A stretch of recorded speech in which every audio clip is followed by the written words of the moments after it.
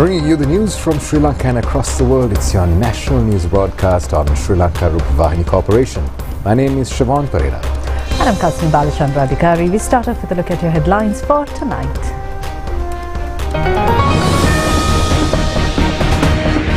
Spain wins the FIFA World Cup after 16 years.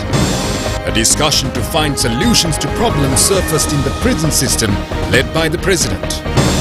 Dengue high risk prevails further. Cleanliness programs to continue. Attorney General informs the Supreme Court the legal action taken against liquor companies avoiding excise duty payments. Prevention of youth being trapped in the drug menace is the aim of the government, says the Minister of Public Security. Crude oil price hike in the world market today in the wake of the US-Iran attacks.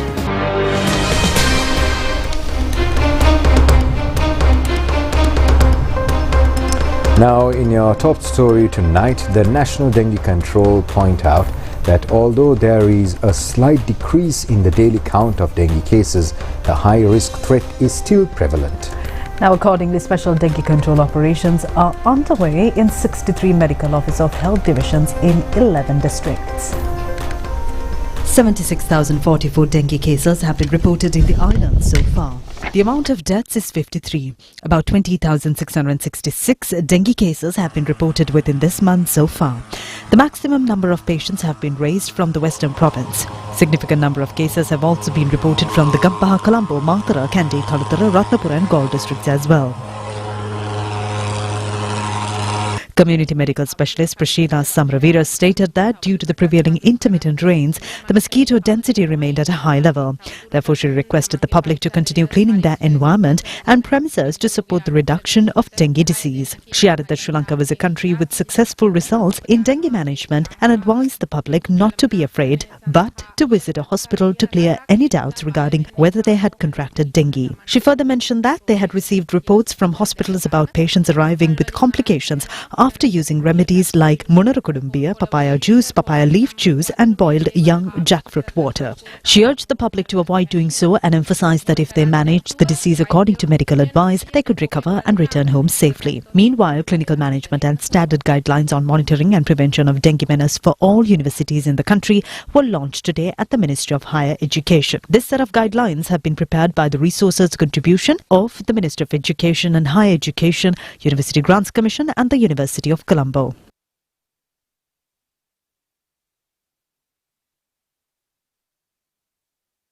Deputy Minister Madhurasani Viratna pointed out that guidelines had already been issued to schools and other Pirivan institutions. Regarding universities, he noted that there were several universities located in high-risk areas with a few cases reported in recent days. Furthermore, he mentioned that generally speaking, the university system alone could not face the situation independently. The Deputy Minister highlighted the importance of raising awareness and uniting all sectors, including universities, society and the health sector. He concluded that taking all those factors into consideration, steps have been taken to scientifically issue a comprehensive manual of guidelines regarding the matter. A special dengue control program was held at Pahalawala area in Palavatta yesterday with the mediation of Sri Lanka Army, Air Force and the Battaramulla Medical Office of Health Office. This area has been identified as dengue high-risk zone. Measures were also taken to take legal actions against the residents who had maintained mosquito breeding grounds in their premises in a reckless manner. Under the Dengue Control National Action, a cleaning program was held in the Kandy city yesterday. This has been organized by a voluntary body and Peradeniya, Kalaniya and several private universities and some other institutions extend their support for this move. Another dengue control program was held at the Kohombiliwala area along the Kandy-Jaffna A9 road. It was jointly organized by the Ukuvela Pradesh Sabha and Clean Sri Lanka Kohombiliwala Civil Defence Committee. Under the program, possible mosquito breeding places were identified and destroyed. An intensive investigation was carried out to find mosquito larvae at Gotatu area, which have been identified as dengue high-risk zones. MOH office of the area, members of the army and civil organizations collectively conducted this operation. They focused special attention on the possible mosquito breeding places and work sites.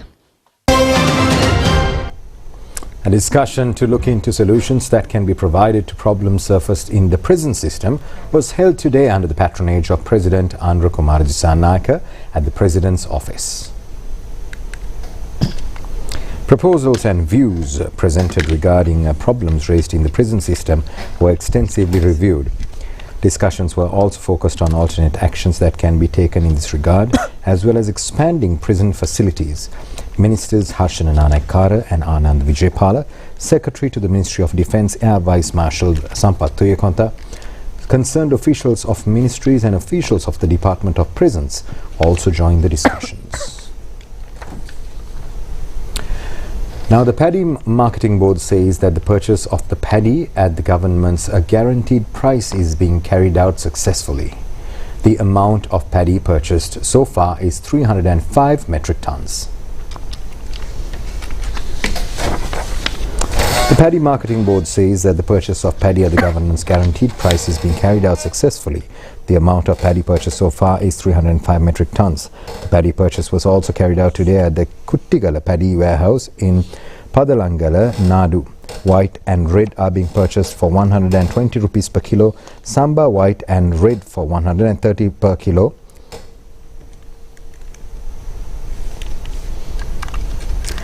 Now, the Attorney General informed the Supreme Court today that steps have been taken to start legal measures against the liquor manufacturing companies that have avoided paying excise duties. The Attorney General informed this matter when a petition filed by a social activist was taken up for hearing before the Supreme Court today. This petition has been filed requesting the Supreme Court to issue an order against the officials, including the Commissioner General of Excise Department, to prepare a suitable program to charge excise duties from the liquor manufacturing companies that have shirked excise duties. The Attorney General, Additional Solicitor General Nerin Pulle stated that measures are being taken to charge duties from the relevant alcohol manufacturing companies. Legal actions are being taken against the companies that have avoided paying excise duties. The petition is scheduled to be resummoned on the 16th of November.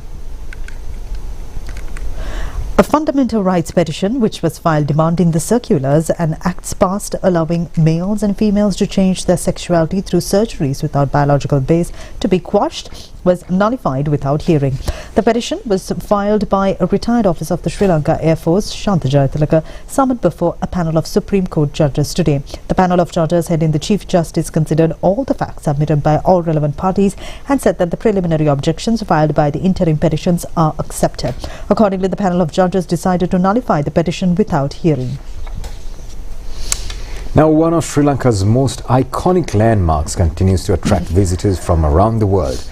Our New Zealand-based journalist Brie Ellen Harding visited Sigiriya to see why the ancient rock fortress remains a must-see destination. I've travelled more than 11,000 kilometres across the world from New Zealand to Sri Lanka, and there's one place almost every traveller is told to visit, Sigiriya. So today I'm finding out why this ancient fortress continues to attract people from all across the world. Rising nearly 200 metres above the surrounding plains, Sigiriya was transformed into a royal citadel by King Kashapa in the 5th century. Today it's recognised as a UNESCO World Heritage Site and remains one of Sri Lanka's most visited cultural attractions, welcoming both local and international visitors throughout the year. The journey to the summit is part of the experience. More than 1,000 steps lead visitors past landscaped water gardens, ancient frescoes and the iconic Lion's Paw entrance. Along the way, the combination of history and dramatic scenery offers a glimpse into one of Sri Lanka's most remarkable archaeological sites. At the top, sweeping views stretch across the central plains, rewarding those who make the climb. It's beautiful and it's nice and it's really better than I imagined. For many international travellers, Sigiriya is considered a highlight of their visit to Sri Lanka, blending history, engineering and natural beauty in one destination. As a first-time visitor, it's easy to understand how Sigiriya has gained worldwide recognition. It's more than just an impressive view, it's an insight into Sri Lanka's rich culture. From Sigiriya for Rupavahini, I'm Brie Ellen Harding. Miss Teen and Miss Tourism 2026 international competition will be held in Sri Lanka this year. The international group of directors, including Princess Miss Philippine, were recently in the island to participate in the competition to be held for 8 days. This is the first time the competition is being held in Sri Lanka. Charit Gunasekar is the national director and the national modelling trainer of this international competition. Contestants from more than 25 countries of the world are expected to participate in the competition. The grand finale will be held on the 25th of this month in Negombo. More stories right after this break. Earn the highest interest rate of 5.6% for US dollar fixed deposits from Ceylon Bank. Live from the National News Studio, Sri Lanka.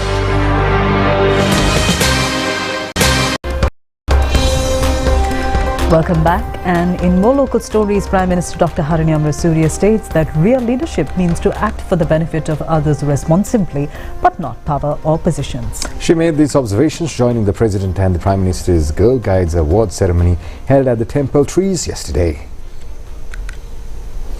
President's Girl Guide Awards were presented in appreciation of the dedication to serve others as well as discipline, resilience and continuity.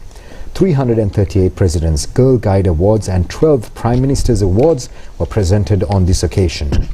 The Girl Guide movement commenced on the 21st of March 1917 under the motto "Be Prepared." It was initiated for the first time by Jenny Calverley Green at the Girl High School in Kandy. The Prime Minister emphasized that listening with empathy and to act for the welfare of others is the true characteristic of a real leader. She also praised the services rendered by the Girl Guide Association. President of the Sri Lanka Girl Guide Association, Swarnika Pitikala, and a group of others were present at this occasion. The 6th Perahara of the Kataragama Asala festival is now parading the streets. Several ancient rituals were performed at the Kataragama sacred site parallel to the Perahara. Sri Lanka Rupavahini Corporation is the official media sponsor of the Kataragama Asala festival.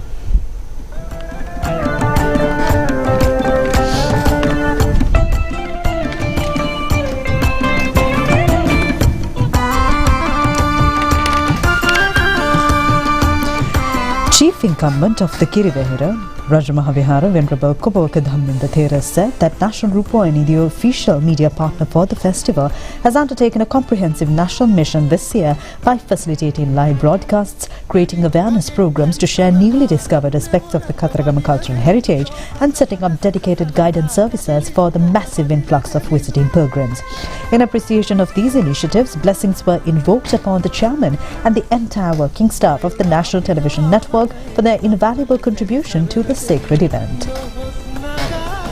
ආශිර්වාද කරනවා ජාතික රූපවාහිනියට මෙවර මේ කතරගම පෙරහැරේ සියලුම විකාශන කටයුතු සිදු කරන ලබන්නේ ජාතික රූපවාහිනියේ මාධ්‍ය දායකත්වයට යටතේ. විශේෂයෙන්ම සිහිපත් කරන්න ඕන මේ වන විට ජාතික රූපවාහිනිය අපේ කතරගම පුරවරේ පිළිබඳව බොහෝ දෙනෙකුට අලුත් දේවල් රසක් දැනගන්න මෙවර අවස්ථාව උදා කරලා දීලා තිබෙනවා. ඒ වගේම මේ ප්‍රදේශයේට කතරගම පෙරහැර නැරඹීමට පැමිණෙන බොහෝ අයට අවශ්‍ය කරන උපදෙස් ලබා දෙන්නට කටයුතු සිදු කරලා තියෙන නිසා අපි ජාතික රූපවාහිනිය මෙවර ජාතික මෙහෙවරක් සිදු කරන නිසා ඒ සභාව උතුමන් ඇතුළු සමස්ත කාර්ය මණ්ඩලයට ආශිර්වාද කරන ඔබගේ දැනුවත් කිරීම ඉතාමත් වටිනා දෙයක් වුණා මේ පුණ්‍ය කටයුත්ත සාර්ථකව සිදු වෙනවා.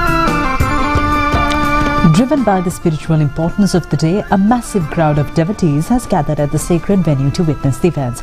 Another distinct hallmark of today's event is the official participation of the Basnayaka Nilame in the procession. In the Kataragama Perahera tradition, it is customary for the Basnayaka Nilame to join the street pageants exclusively from the 6th Perahera day onwards. Moving forward from today, the Basnayaka Nilame will continue to walk in the pageants until the final Perahera day. To bring the vibrant visual splendor and rich cultural essence of this magnificent festival directly to your home, National Rupavahini is fully prepared to continue its extensive coverage until the 29th of July.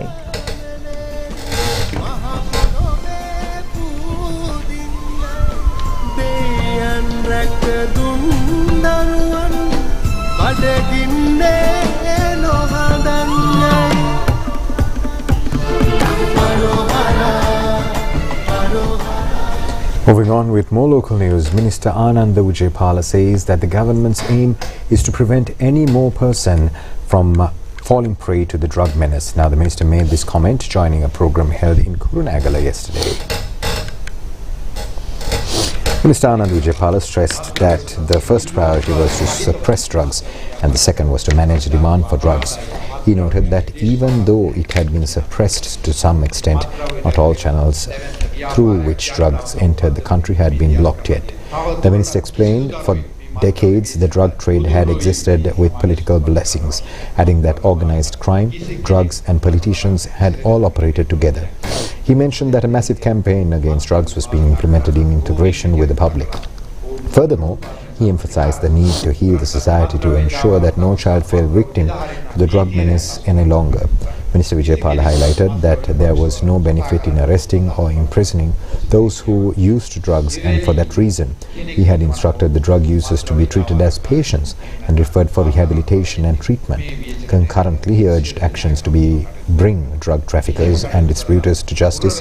He stressed that no one had any ability to speak in favor of drugs or express opinions supporting them, asserting that if such a person existed, he would be considered a drug trafficker or an aider or abettor. Minister Vijaypala called on everyone to work together against this disaster, encouraging citizens to take responsibility upon their shoulders to save the country's future generation from this menace. Now, the International People's Assembly convened Hands Off Asia conference in Colombo recently. The conference brought together movement leaders, scholars, journalists, diplomats, trade unionists, representatives of progressive political parties and people's organizations to build a common agenda for sovereignty and solidarity. Key speakers included Minister of Environment Dhammika Paddy, former Prime Minister of Nepal Pushpa Kamal Dahal, Ambassador of Cuba to Sri Lanka Patricia Lazara Pegoguera and Executive Director of Tricontinental Institute for Social Research Vijay Prasad. The conference came at a moment of escalating military confrontation, economic coercion and political destabilization across Asia. It framed these crises as part of an interconnected system of imperial control that uses military, economic, political and ideological tools at the same time. Hands Off Asia will create a space for movements and organizations to examine these pressures together rather than as separate national crises. Participants discussed how the military, economic, political and ideological dimensions of imperialism operates as a single system and how people's movements can build a shared program of action. The conference deepened political understanding across the region, built lasting relationships among movements and organizations and developed a shared program of demands. Through this conference, the International People's Assembly, Tricontinental Institute for Social Research and participating organizations called for a new stage of united anti-imperialist action across the continent.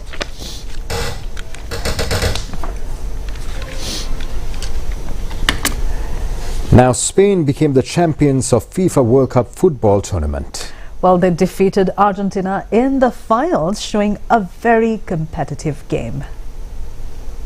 1978 FIFA World Cup champion Mario Kempes. The final match was played at New Jersey Stadium. First half ended without goals for both teams. 18-carat gold, 14.5 inches high. There.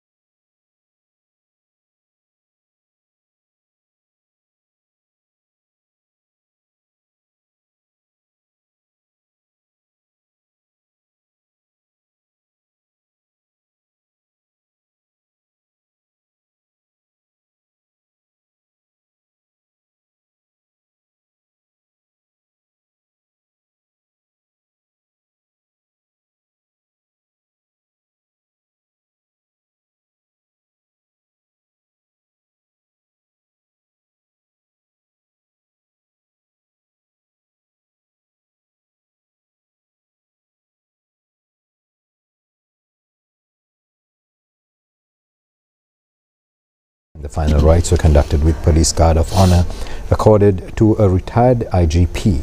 Politicians, government officials and a large number of public were present to pay their last respects to the departed soul.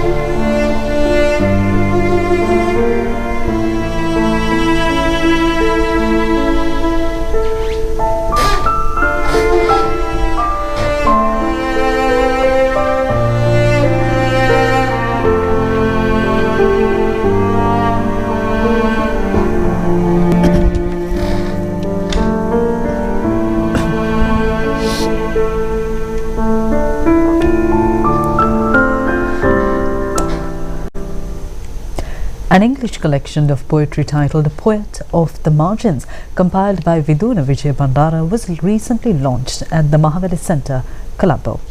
This function was led by Deputy Speaker Mohammad Rizvi Salia and the Secretary to the President Dr. Nandika Sanat Kumar Nayaka. The poetry compilation, which includes more than 80 creations which won the acclaim of readers through social media, have been created on various themes such as life, family, love and nature. The first copies of the volume were presented to Deputy Speaker Mohammad Rizvi and the Secretary to the President Dr. Nandika Sanat Kumar Nayaka. The other invitees on this occasion and a large crowd representing various fields also joined the function. Foreign news on the other side of this break. Earn the highest interest rate of 5.6% for US dollar fixed deposits from Ceylon Bank.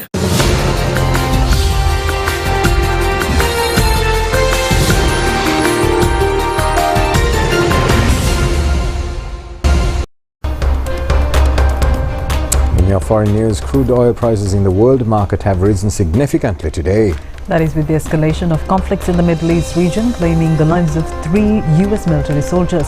Accordingly, the price of a barrel of Brent crude oil has exceeded $90, while the price of a barrel of WTI crude oil is recorded at $84.54. A cargo ship sailing through the Strait of Hormuz has come under an unexpected attack today. As the resulting fire could not be controlled, the crew on board abandoned the ship and fled. British maritime security authorities confirmed that they will all later rescue safely by a nearby tugboat. Meanwhile, Iranian state media states that a person was killed and several others were injured in a series of airstrikes launched by US security forces targeting the northwestern city of Tabriz in Iran for the 9th consecutive day. Security forces confirmed that a massive series of missile strikes were launched there, targeting major command centers, air defensive systems, missile and drone launch centers, as well as communication networks belonging to Iranian military. Furthermore, US attacks have been launched on many port cities, including Sirik and Jask, located on the southern coast of Iran. In response to these attacks, the Iranian military also launched a series of missile strikes targeting US military bases located across the region. However, US security forces further state that they will continuously implement their offensive operations in order to ensure the security of the Strait of Hormuz, which directly affects global crude oil transportation, and to cripple Iran's military capabilities. While the US military has managed to shoot down an Iranian attack drone in the northern Iraq region and severe explosion occurred while attempting to safely defuse the exploded explosive contained within it. CENTCOM officially announced that the one US soldier died on the spot and another soldier sustained minor injuries. Meanwhile, the US confirms that 3 US soldiers have been killed due to Iranian attacks over the past few days. With these latest deaths, the total number of US soldiers killed since the start of the war up to now has risen to 17, while more than 420 people have been injured. And it's reported that Kuwait and Bahrain have also faced a missile and drone attacks launched by Iran. Due to attacks targeting a major civilian infrastructure in Kuwait, a massive fire broke out at a water treatment plant there. Similarly, the Jordanian military states that they managed to shoot down 3 Iranian missiles that entered their border. Iranian Revolutionary Guard also warns that they will attack any ship that violates the rules of Strait of Hormuz.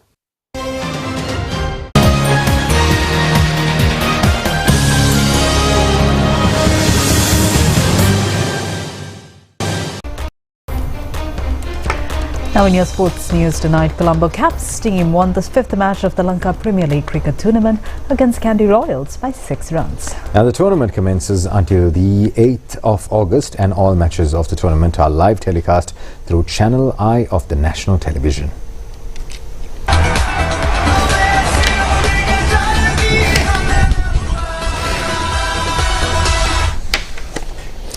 The match was played at the SSC grounds in Colombo. Batting first, Kandy Royals scored 179 runs in their allotted 20 overs. Lahiru Uddara scored 53 runs. Angelo Matthews scored 43 and Moeen Ali scored 41 runs. In bowling, Bindra Fernando claimed 4 wickets and Hassan Mahmood claimed 3 wickets. In reply, Colombo Caps won the match, scoring 182 runs for the loss of just 4 wickets in 19.4 overs. Janit Lianage scored an unbeaten 53 runs and James Neesham scored 48 runs.